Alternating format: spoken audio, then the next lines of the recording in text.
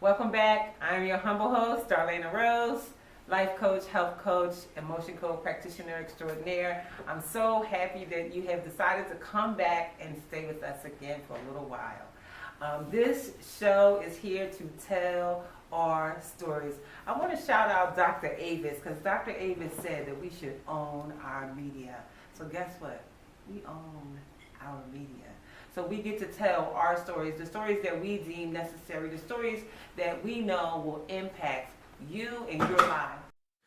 I'm the designer of my destiny,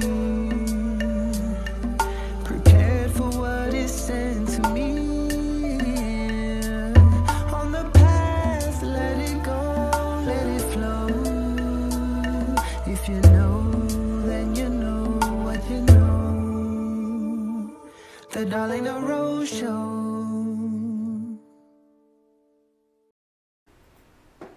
Welcome back to the Darlaina Rose Show. I am now here with my guest, Mr. Christopher Jones, my friend of more than 10 years, absolutely the meditation master, as you can tell by that. And so I'm so happy that he's here. We are absolutely going to interview Christopher at some point, but today is not that day. So welcome to the Darlaina Rose Show, The Flip.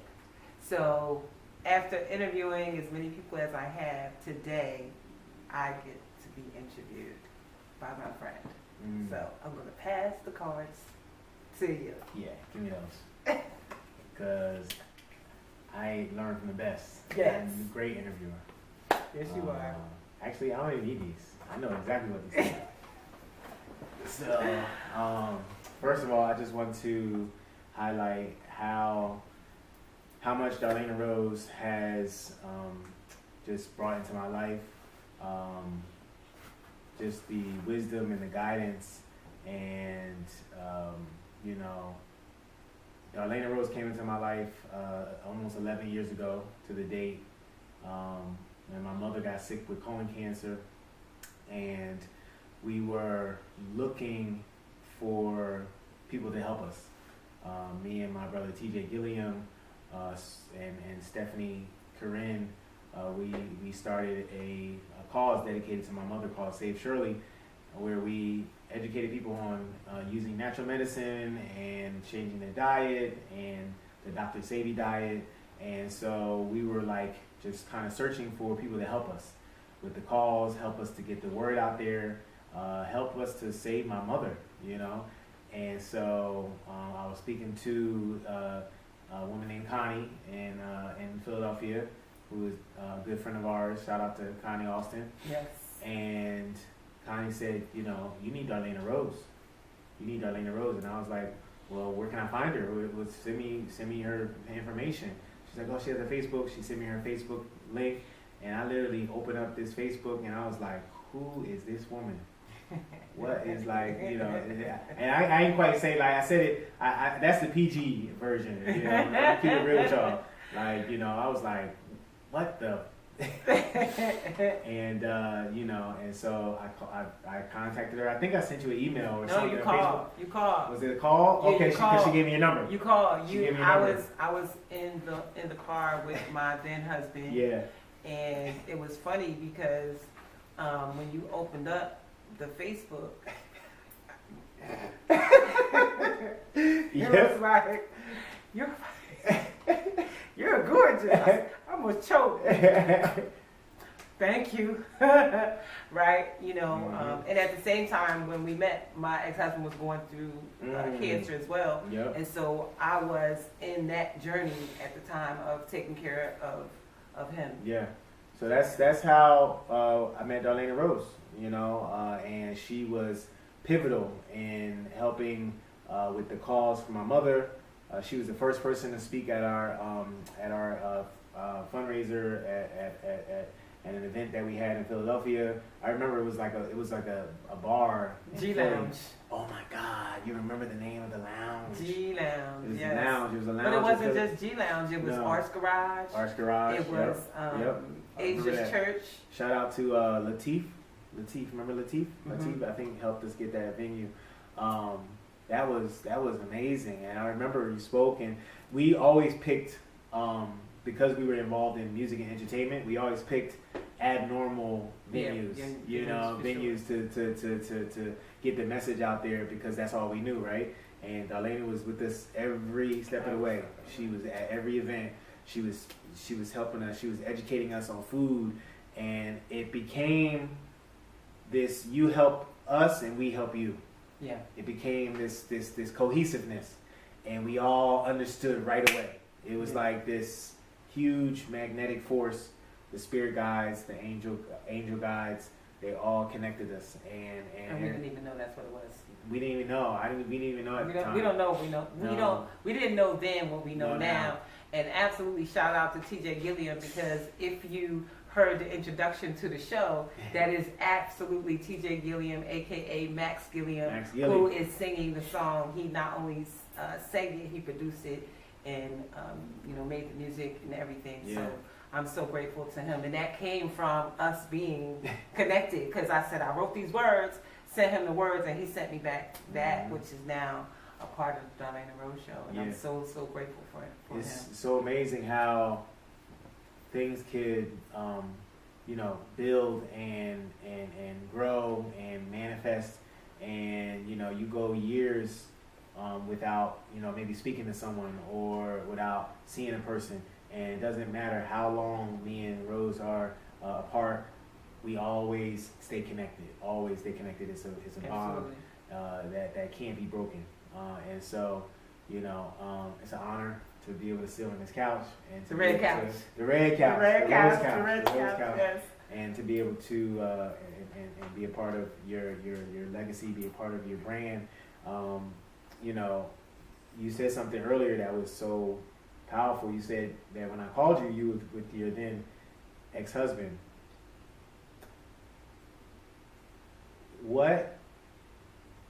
How did you? First of all, we need to let people know what that situation was like. You were going through a separation. You had to help your ex-husband with his sickness. Yeah. In the middle of a separation. Yes. What was that like? Tell us the feelings that came up during that time in your life. Okay, so I'll never forget the time, because we had been married for 26 years, and one day he woke up and said he no longer wanted to be married. And it was tough. And so I made the decision to leave our marital home because it was big. It was a lot of house. And so I bought my own house and moved into it and all of that. And it was what it was bittersweet. And so I was there. I probably moved out of the house in maybe March or April of 2010. And then we were separated but not divorced yet. Probably by November 2010, 7 months later, he called me and said that he needed me. And my first thought was, hello? I think you meant to call somebody else. And he was like, no, I need you. He said, I'm sick. I don't know what's going on. I've been going to the doctor, and I need you to go with me because you understand what they're talking about. And that just comes from me being in the medical field for over 30 years. And so I agreed to go with him. It was just a weird time. It was, I'll never forget it. So he called me on a Monday, and I remember the days, so he said I'm an elephant, I don't forget that, right? But it was on a Monday before Thanksgiving in 2010, so that's how I can remember the days. So he called me on Monday, I went with him to the doctor on Tuesday. We go to the doctor's office, the doctor says, I've been treating him for 3 weeks. She said, I've given him every antibiotic, including the one that they give to people with anthrax, and he's still not better.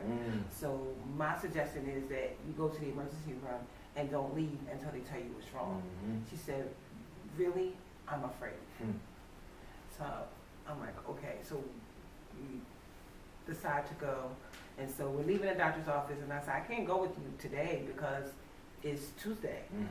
I started this whole women's empowerment community because I was hurting, and I couldn't. I had gotten this book, No Matter What: 9 Steps to Living the Life You Love by Lisa Nichols, and I was reading it and crying, and I was like, I can't be the only one. And so I decided to put this book group together of these women. So I put this book group together. So we met Tuesday nights at 6:30, and so here it is now Tuesday at 4 o'clock, and talking about going to the ER, and I'm like, I can't go today. I can go tomorrow. Right. And so I leave him, go to my women, and I told them what happened. And they was like, what? No, he didn't call you. What you going to do, girl? Is you going? And so it was 15 women in the room, and they were divided. Half was like, I wouldn't go nowhere with him. But then the more enlightened half was like, but if it wasn't for him, we wouldn't even be here. I had already decided I was going. That's big. So we meet the next day, 10 o'clock, go to, what do we choose? Jefferson. Jefferson Hospital in Philly. We go there, and after 12 hours in the hospital, they tell us that he has cancer. We don't know the degree, but it's cancer. What, do you remember what went through your mind at that moment when they said he has cancer? Like was it devastation? Was it, because that's mixed feeling. Like he broke your heart, and now they're saying that he has cancer, a terminal, because they gave him a death sentence basically. Yeah, pretty much. So most women would have never even went to the hospital first of all. I've gotten that. So, but like, what? I can't even imagine what was going through your head. I think it was numbness. I think I didn't have no feeling. I just remember them saying it and seeing his head drop, and me looking at him as his head drops, and I'm saying, what do we do with this information? And why am I here? Right. That's an important thing because black women are the strongest women on the planet, first and foremost, and like that is such a huge example for like where we are now, right? With the culture and like the black women, the younger black women, where they're at now mentally. It's like if they baby daddy, right? They not even picking up their baby daddy phone call. Let alone And so, man, it's just so powerful. I think the thing about me and my ex-husband was that before we were married, we were friends. And so he kind of morphed from my husband and my kid's father to my friend. And so it was a tough thing to hear. But after they said it, it's like, okay, so what do we do with this information? Did you, at the time, had you forgiven him yet? No. Had you fully forgiven him? No, absolutely not. So not only did you not forgive him, I was still angry. Oof. I was still and you hurt. still did it anyway. And you still helped him anyway. I think that just goes back to my upbringing and my family. You know, we were very, very religious, Christian based family, and I think that's what came up for me. How I was raised. I was raised to do the right thing. Right. I always do the right thing. Yeah. Yeah, and so that's how that whole thing went down. That night, I ended up going back to the house. It was Wednesday. It was Wednesday before Thanksgiving, and you know he was having his family over the next day, and I didn't want to be a part of that. So I stayed the night at our house, our marital house, and then ended up going home in the morning. And then after his family left, I came back and brought our then 13-year-old daughter back to the house for us to figure out like what we want to do, because I don't know. Right. You know, right. Immediately when you think of a cancer diagnosis, the first thing you think is they're gonna die. Getting ready to leave, yeah. Yeah. To go out of here. So rewind 20 years, right? It's been about 20 years? We've been divorced 10 years. Since 2011. Since 2011. So rewind 10 years. Have you, some people say that experience is unforgivable. When you went through the hurt, that you went through the pain, the embarrassment. Have you been able to forgive him now? Absolutely. Because the forgiveness is not for him. It's for me. Holding on to past hurts or anything that is traumatic absolutely holds you hostage to it. That old saying that it's like drinking poison and expecting the other person to die, when in fact it's killing you. It's killing you. It's killing you. Yeah, that's so powerful. And you know, it's funny because we all joke, right? We all say like you're the real diary of the mad black woman. You know, the living diary of a mad black woman. And you know, Tyler Perry, shout out to Tyler Perry. You know, made that movie. And when that movie came out, were you like, this is my story? Yes, absolutely. I was like, who told them? And so my mother, she called me up. She said, "Did you see that movie?" What? And then she asked me. She said, "Did you beat him?" I said, "Well, there was this." You threw him in the bathtub. He couldn't swim. Oh my God! But you know, tell us that story. Well, you know, we said he and I talked about it. He talked about, I'm gonna get you back. Because they don't know the young Darlaina Rose. You know, the young Darlaina Rose. She taking it to the streets. She coming for your neck. This woman got a story, y'all, and it's gonna be told one day. You know, when I wrote the first book about how I became a holistic healer, you know, it really was first, you know, I was a heart disease survivor. That's another thing that they don't know. And I, you know, healed my heart holistically. And when my ex-husband got sick, he automatically took it back to that and was like, I want to do what you did. And I'm like, hearts and cancer are two different things. And he said, I know you can work it out. And he literally got so depressed, he just went upstairs and got in the bed and waited for me to figure it out. And I was so even distraught myself, because I was like, I don't know why God would give me this job.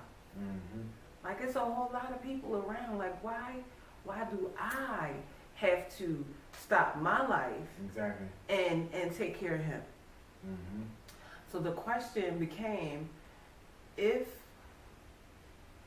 somebody called me and told me that he was dead, would I be okay? The answer was no.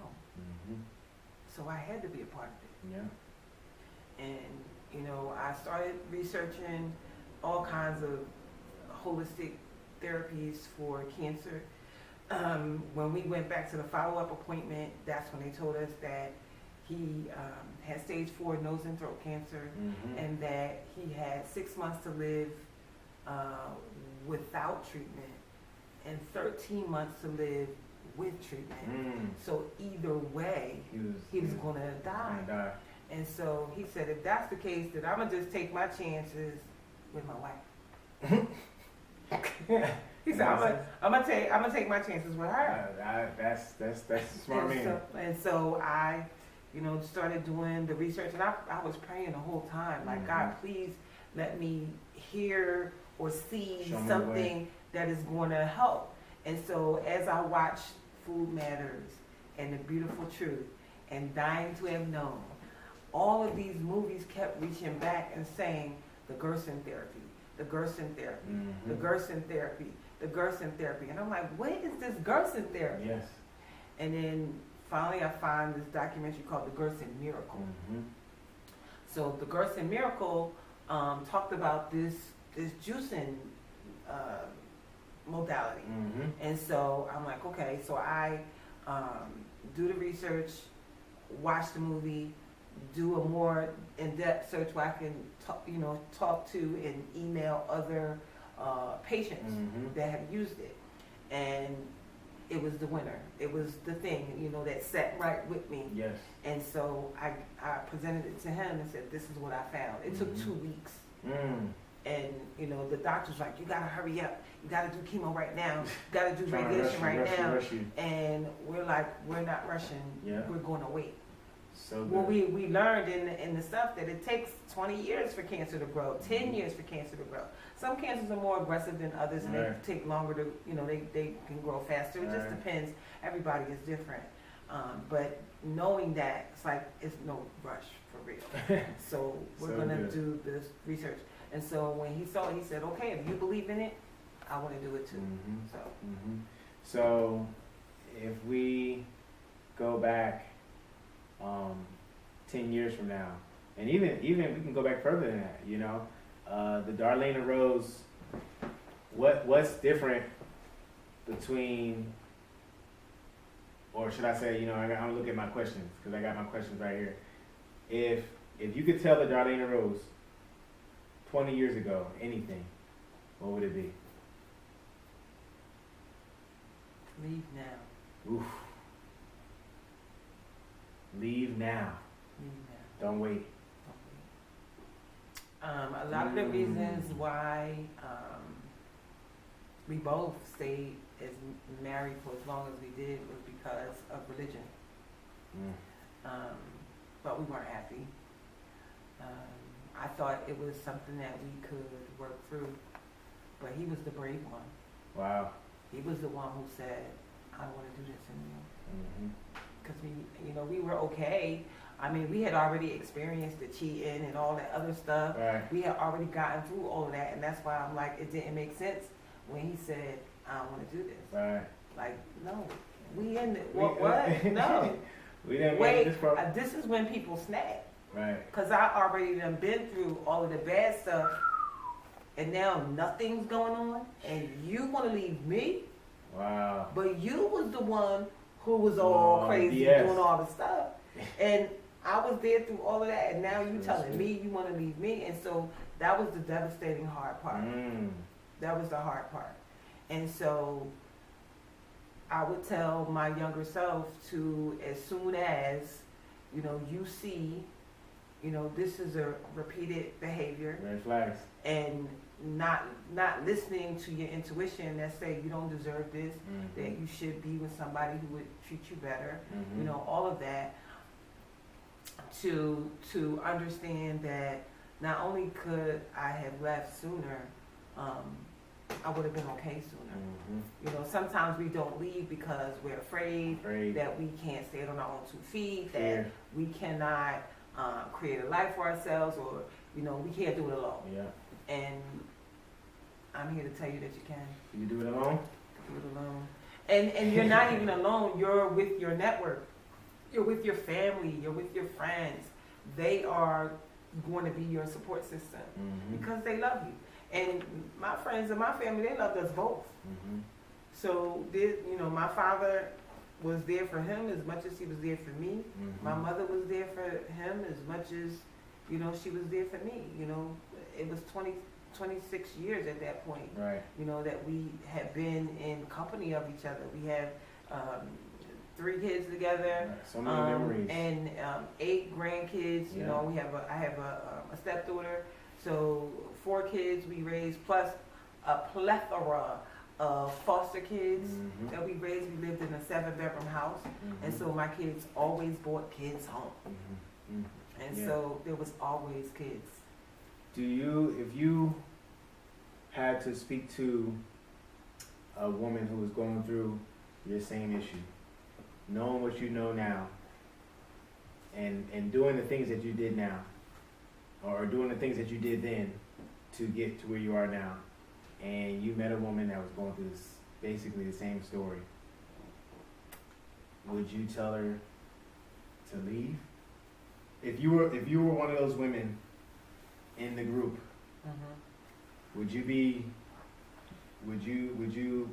the half that's like, we ain't doing that, or would you be? And I know the answer to this question, but you know, like what would you tell her? Would you tell her to stick it out and help her ex-husband, or would you tell her to like go? Because both paths are not wrong. Either yes, they're not wrong. They're not wrong. Not wrong. Not wrong. You know, I so always say that. Like, I would definitely not be on the side of the rah-rah. I would absolutely want her to consider herself and how the situation either way would affect her. Because depending on, you know, for me, if somebody called me and told me that he was dead, it would hurt me. It would devastate me. Right. But some other woman. But if I was there and he died, right, knowing that I had done everything that I could, I would feel okay with that. So it just depends on her conscience and where she is. I would tell her to use whichever side of judgment is best for her. So you know, it's so important for us not to interject what we would do in somebody else's life. So good. We really have to allow them to answer their own questions, so that when they get the result is not because Darlaina told me. The result is because Darlaina helped me to realize what it is that I need to do, because she asked me these empowering questions. So good. So good. Yeah. So now we have. Okay, just take. So now we got to talk to the producer and the director and make sure that they doing anything. So now, so many things have happened in the last 12 years, right? Yes. Or you know, since 2010 until 2022. Yes. You know, you've cured yourself of heart disease.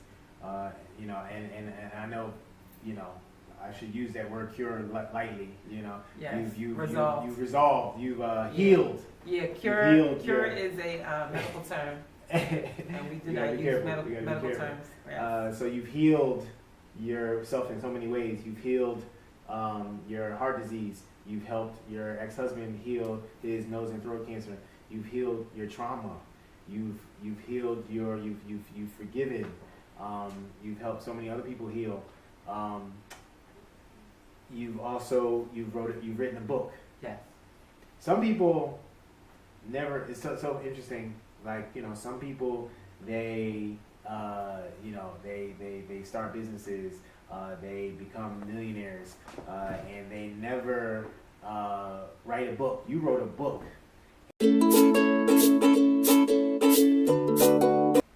Thank you so much for being here today. What an amazing show. The flip. The show got flipped on me. So that was great. It was a great experience. Great to tell the story.